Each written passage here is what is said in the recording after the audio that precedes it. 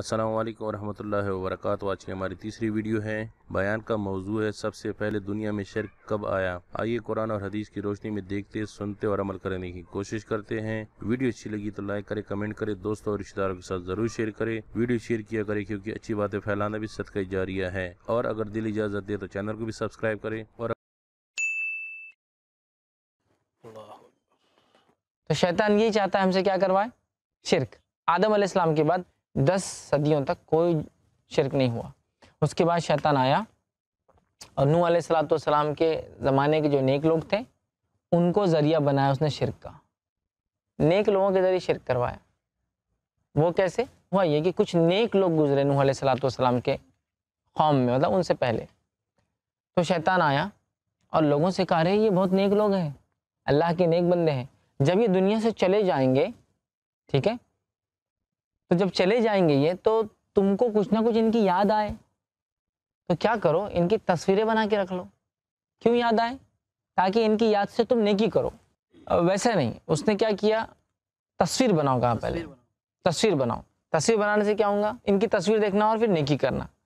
तो उसने क्या किया, सबसे पहला जो शिरक लाया वो तस्वीर के जरिए लाया दुनिया में। तो हमने कहा हमको तस्वीर बनाना नहीं आती। शैतान ने बोला अल्लाह मैं बना के देता हूँ। उसने तस्वीर बना दी। अब लोगों ने तस्वीर को टांग दिया घरों में, और वो तस्वीर को देख के क्या करते थे? वो नेकी। ये बहुत नेक लोग थे ना, अब हम भी नेकी करेंगे। आप सल्लल्लाहु अलैहि वसल्लम फरमाते, उसके बाद एक नस्ल आई दूसरी वाली। तो शैतान आकर कहा देखो तस्वीरें तो मिट जाएंगी, इनके मुजस्समे बना लो, स्टैचूज बना लो, पुतले। ठीक। तो उन्होंने कहा हमको तो नहीं आता। शैतान ने कहा लाओ मैं बना के देता हूँ पुतले। उन नेक लोगों के पुतले बना के दे दिया। हो गया। ये कौम भी चलेगी, नस्ल। मतलब एक जनरेशन आई तस्वीर वाली, नेकी करते रही तस्वीर को देख के। सेकंड जनरेशन आई पुतले वाली, पुतलों को देख के उसने नेकी करते रही, मतलब मुजस्समे बना दिया, आइडल बना दिया उसके आइडल्स, और उसको देख के नेकी करते रही।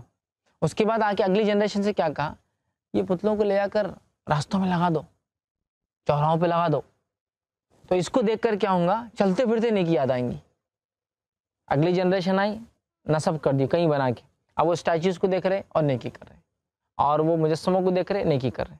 अब उसके बाद जो नेक्स्ट जनरेशन आई, वो भूल गई कि क्या ये क्यों लगे हुए थे। शैतान आके बोला अरे तुमको मालूम ये क्यों लगे हुए? तो उन्होंने कहा नहीं, अरे तुम्हारे बाप दादा इसकी इबादत करते थे। और लगी फिर कौम शिरक करने में।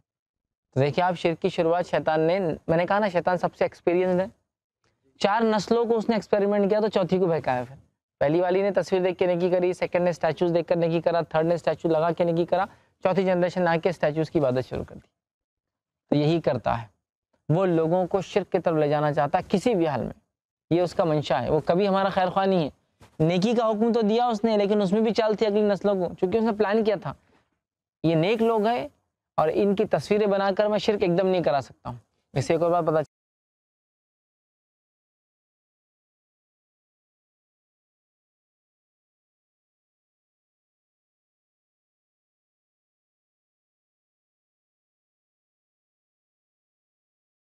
वीडियो देखने का बहुत बहुत शुक्रिया। अल्लाह हाफिज़।